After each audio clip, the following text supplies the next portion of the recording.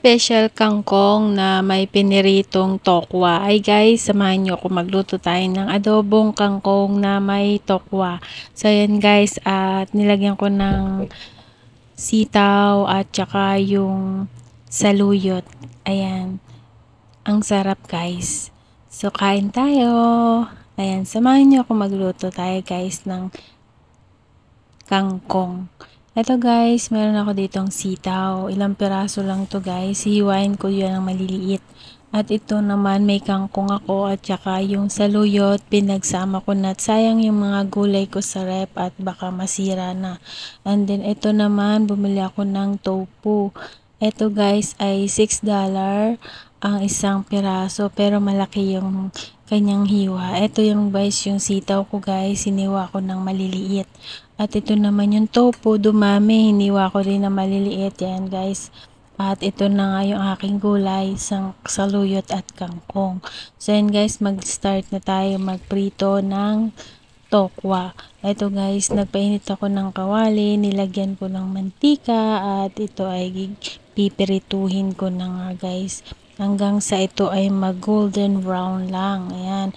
Balibaliktad lang po natin. Tsaga-tsaga lang po ng pagbabaliktad ng ating piniritong tokwa at gusto ko yung medyo malutong-lutong guys. Guys, ayan nga. At naprito ko na nga yan guys. At ninibalibaliktad ko pa po. At may mga puti-puti pang naka-part-part yan guys.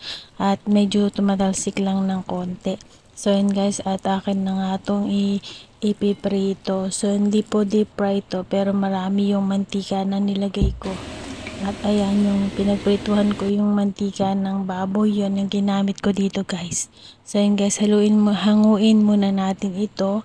At ilagay natin sa isang malinis na plate. At ito nga po, ginamit ko rin yung paggisa ng sibuyas at bawang, yung pinagprituhan ko ng tokwa sa isang kawali. Ayan guys.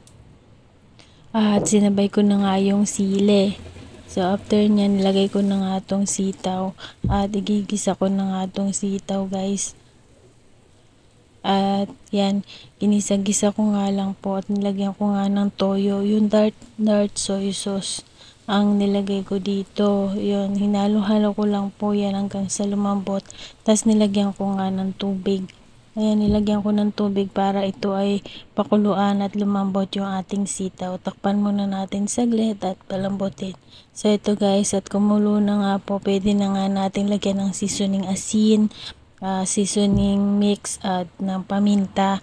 Nilagyan ko din po ito ng oyster sauce na konti. At ito nga pinakukuluan ko pa at medyo matigas pa yung sitaw. So pwede na nga natin ilagay yung kangkong at saka yung saluyot.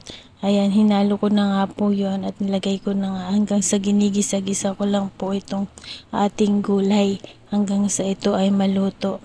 So ayan guys, at halu-haluin ko lang po muna para ma-mix yung ating lasa sa ating gulay. At ito ay ating tatakpan at pakukuluan po ng konti para lumambot nga itong ating gulay. So yan guys, after nga ng ilang minuto ay okay na at binuksan ko na nga po ulit at pwede na nga po ditong i-add yung ating tokwa. So yan guys, at hinalo-halo ko pa nga dito muna ang ating gulay. So yun guys, inad ko na nga po itong tokwa na ating pinirito. Yan, tofu. Yan, ito nga guys ay hinalo-halo na nga natin. Ayan, para mahalo yung lasa sa ating piniritong tokwa. So yun guys, I hope you like this video. Please give me thumbs up, like, share, and comment down below. Miss Ayusin mo here. Thanks for watching and God bless. See you to my next video. Paki-comment naman po kung taga saan kayo at saan nakaabot ang aking video na ito. Maraming salamat. Mag-iwan lang po kayo ng bakas at babalikan ko din po kayo, promise.